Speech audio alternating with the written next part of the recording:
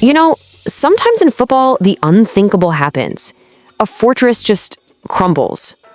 A giant stumbles. And for Real Madrid, at their legendary home, the Santiago Bernabéu, that is exactly what we just witnessed. 2. That's a number that's just echoing around the Spanish capital right now. It stands for 2 consecutive losses in LaLiga for the mighty Real Madrid. A sudden crack in the armor that has just blown the title race wide open. All right, let's dive right in and really unpack the result that sent shockwaves through the league. We're starting at the scene of the crime, a flat-out stunner at one of football's greatest cathedrals. And there it is, plain as day. Real Madrid, 0, Getafe, 1. A surprise 1-0 defeat for the home side, a result that, let's be honest, nobody saw coming. And it's one that leaves the club absolutely reeling. But to really get the scale of this upset, you have to look at the history here. This wasn't just any old loss for Real Madrid. For Getafe, this was their first win at the Bernabéu in 18 years. An entire generation had passed. That's what makes this result so absolutely monumental. So how on earth did a match that looked like a sure thing on paper turn into a total nightmare for Madrid? Well, let's get into the on-field action and see how this all fell apart in the section we're calling the goal and the boil-over. It all came down to a single moment of absolute brilliance.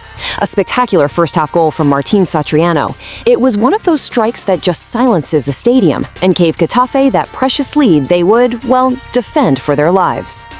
And you can just see how things spiraled out of control for Madrid on this timeline.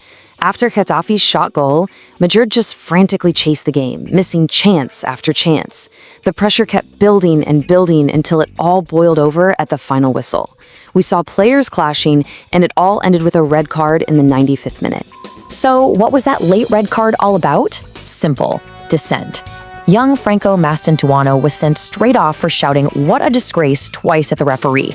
It's just a raw, perfect example of how completely the frustration took over for Real Madrid by the end of that match. But of course, the drama didn't stop when the whistle blew. Oh no, the battle of words was just getting started in the press conferences, telling a story of defiance, dissent, and maybe a little bit of denial. Faced with the media, Real Madrid's coach Álvaro Arbeloa came out fighting.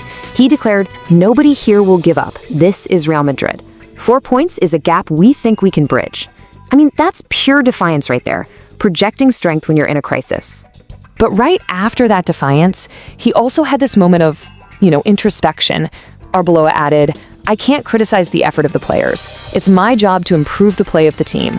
So he's publicly taking the blame even while trying to project that confidence. Meanwhile, the Getafe coach, José Bordalas, was asked about a pretty controversial moment in the game. And his response? It was a masterclass in saying something by saying nothing at all. Everyone saw it, but I won't talk about it. What we have to do is enjoy the victory. Chilling. Okay, so what does all this drama actually mean for the rest of the season? For our final section, let's pull back and look at the bigger picture. What is really at stake for Real Madrid right now? And this, right here, is the new reality. After 2 straight losses, Real Madrid now find themselves 4 crucial points behind their biggest rivals, Barcelona. That's a gap that suddenly looks very, very real. And the clock is ticking, loudly. There are only 36 points left to play for this entire season.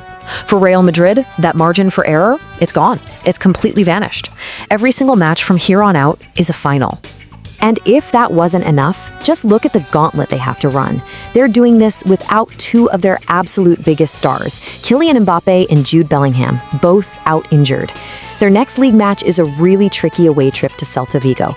And then, oh yeah, the big one, a Champions League showdown with Manchester City. The pressure is just immense. So it all leaves us with one big question, doesn't it? With their stars on the sideline, their rivals pulling ahead, and the pressure at an all-time high, is this just a temporary stumble for Real Madrid, or are we actually watching the beginning of a fall? The next few weeks are going to tell us everything.